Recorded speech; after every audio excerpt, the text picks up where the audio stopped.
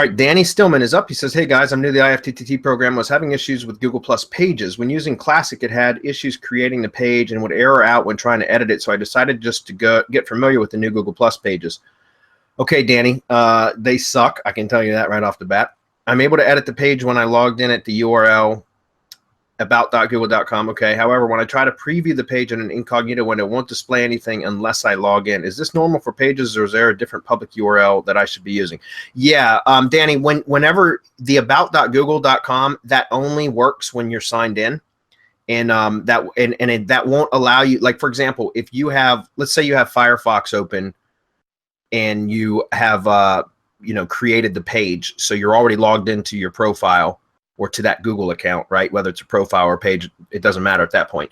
That about.google.com URL will work there because you're logged in.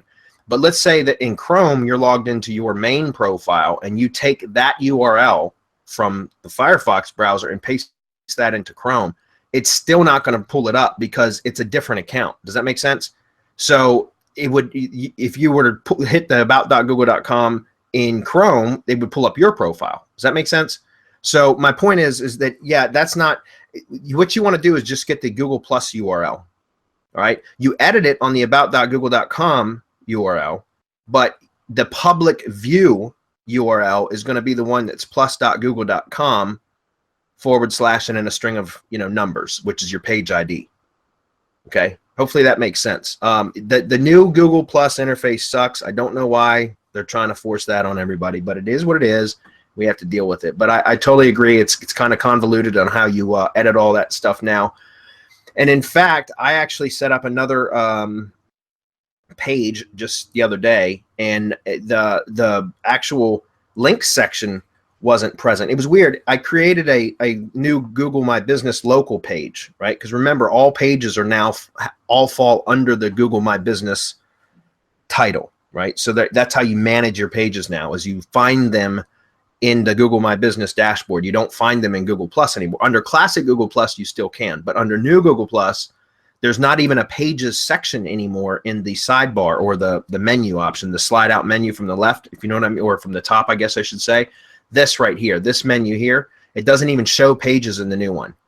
So the only way to access those is through Google My Business, right? And so from there, you have location pages and brand pages. And if you create a location page, and one of our mastermind members, I believe it was Carol Bell, she pointed out that recently she had created a few pages or whatever. And there was, I guess Google automatically merged a locations page and a brand page. And it used to be that you could create separate locations pages and brand pages for the same company, for the same brand, the same website. You could create a locations page and a brand page. It looks like they're trying to do away with that, but when you create a new locations page now, it creates a brand page for you.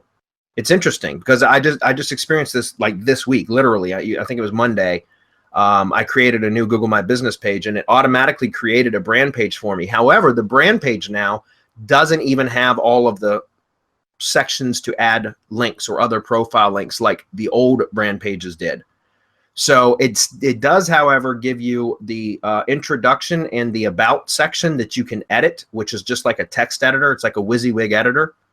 And in there, you can actually put text in and hyperlink using anchor text, whatever you want, whatever text you want for anchor text. So as far as I know, and again, I only played with it a little bit on Monday.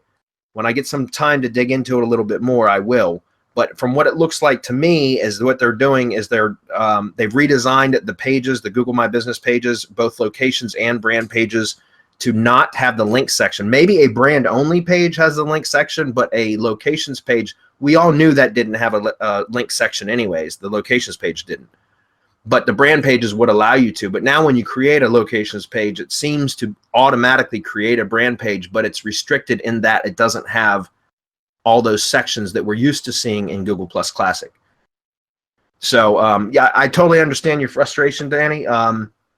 We've talked about this a couple times in the update webinars. You should have access to all of those. I think probably with the last two, and in the last two update webinars, we talked about that a little bit more. We'll probably talk about that even further because the changes are still being rolled out, guys. If that makes sense. So you know, whatever we talked about 2 months ago is probably different now than it was as far as Google Plus interface goes.